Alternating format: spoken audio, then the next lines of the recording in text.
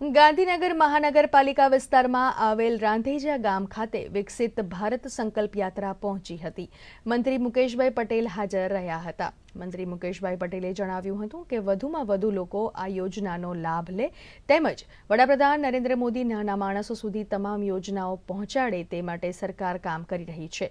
લોકોને આરોગ્ય સહિત તમામ સુવિધાઓ મળી રહે તે માટે અને વિવિધ યોજનાઓનો લાભ લાભાર્થીઓ સુધી પહોંચે તે માટે આ વિકસિત ભારત યાત્રા શરૂ કરાઈ છે। ભારત વિકાસ સંકલ્પ યાત્રા